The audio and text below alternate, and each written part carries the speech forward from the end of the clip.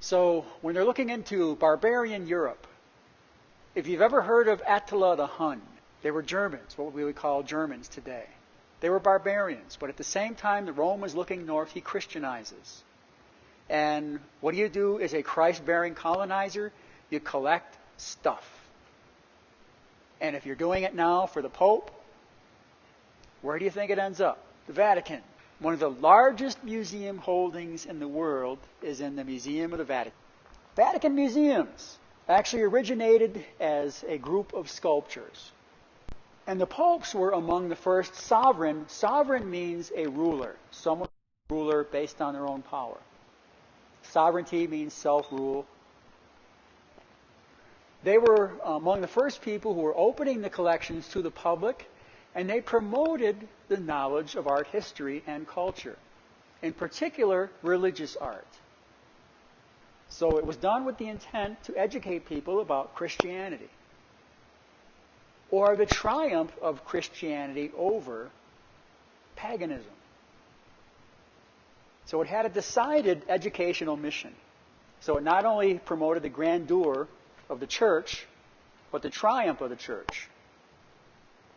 So what was open primarily was religious art, painting and sculpture, but there were also holy relics and artifacts, including things that they brought out of the catacombs in Rome. So this would have been from the pagan days and in the early days of Christianity. Because in the early days of Christianity, it literally was underground. You couldn't meet in public because Christians were being persecuted. And the collection itself, because the church sent out people in the same way. You remember Indy Jones? You know how he's in archaeology? He's actually a thief of time. All right, but you know he's going out to find stuff for a university, finding antiquities. That's what the church sent archaeologists out to do, to find antiquities. And the best find you could ever have, they're still looking for it. I don't know if they'll ever find it. Every now and then you'll see in the Inquirer magazine, all right, where they found it. The Ark. The real Ark. The big Ark. You know, where they walked in 2 by 2 by 2. That empires want antiquities that reinforce their spiritual and political ideals. Now, another early part in church museums that were available for people to see, you might say that some of the earliest display cases were called reliquaries. Relics, and where you have a mini relic. I'll see if I can still spell it. R-E-L-I-Q-U-A. Reliquary. What a reliquary is, and in it would be either a body part or something a saint had worn. All right, now, if St. Peter had as many finger bones as there are reliquaries that have St. Peter's finger bone in it, the guy would have had like 7 hands. But he's dead. All right, so you could pass it off as St. Peter's finger bone, one of his finger bones, right? But they would be important body parts. The skull. And we see this even to today in contemporary. Have you ever heard Evita Peron? You can see Evita Peron preserved in state. So you too can become a relic. And the Vatican expanded its collections under Popes Clement and Pius. And if we look at the expansion of the collections, if you look at church history as well as world history, you see that these years are hand in hand with various wars that are going on in Europe. So this is just to give you an idea, because you're not going to have to memorize these dates. It's just to show you this as part of a continuum of church expansion, of scholarly expansion, as well as military expansion that's going on at the same time. So if you end up being one of the curators in one of these Vatican museums, you have, in essence, final say over the collection of world history. Just the gallery of maps at the Vatican. That's a close-up of the sphere. Yeah, Arnaldo Pomodoro. These are all part of the campus of the Vatican Museum. You can tell there's no shortage of cash here.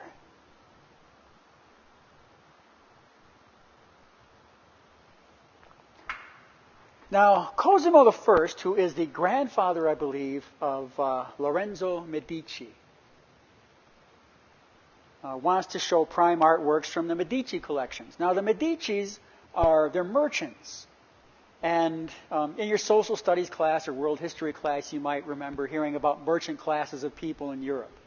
That a lot of what they're doing is going hand in hand with the art movements. That in a very real way, what we call the Renaissance in European art is financed by your merchant families.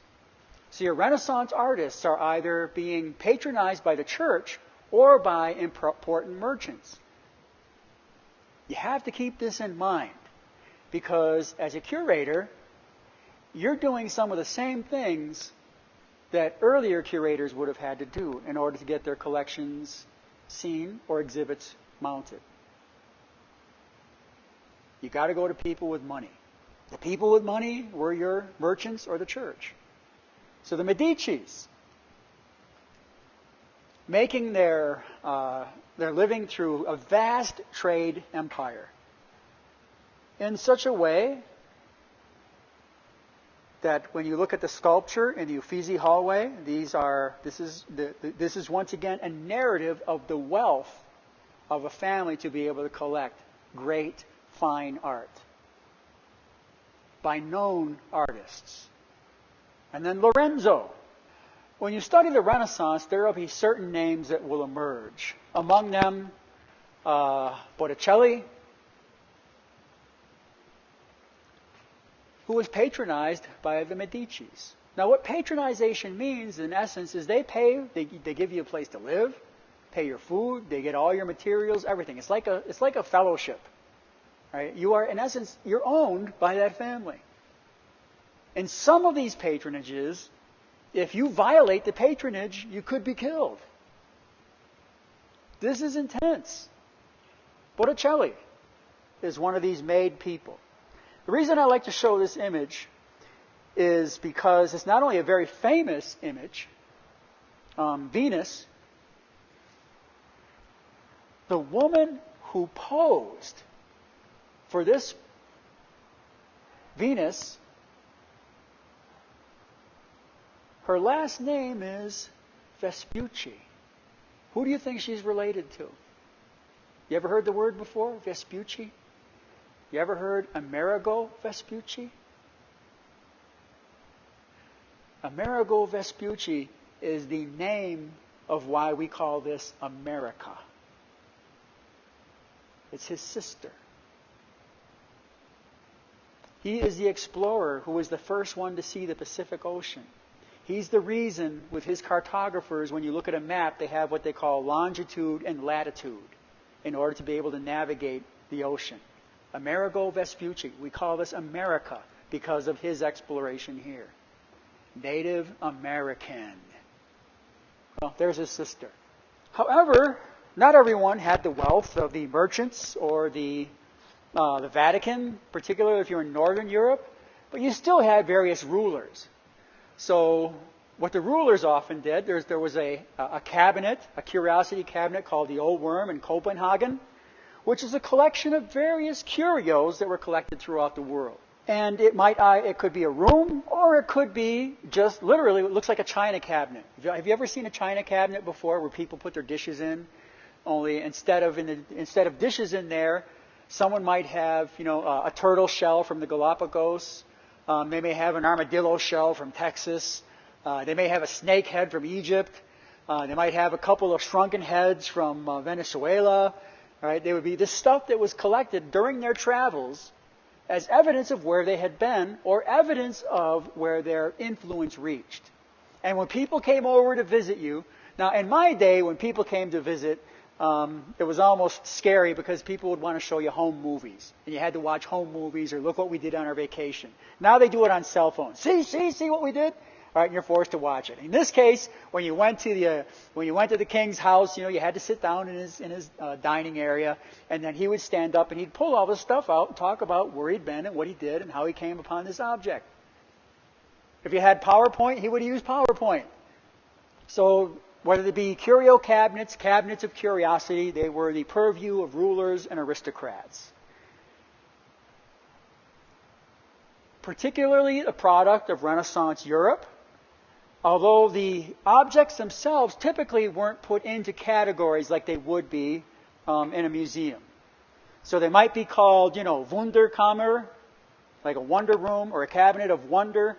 But the categories of objects, if we were doing it from a 21st century, they would have been stuff out of natural history, such as stuffed animals, things out of geology, strange rocks and rock formations, ethnography, things collected from tribal and other peoples, archaeology, which would include antiquities, religious or historical relics, works of art, and other types of antiquities. These are the categories that would have been used in a modern museum today.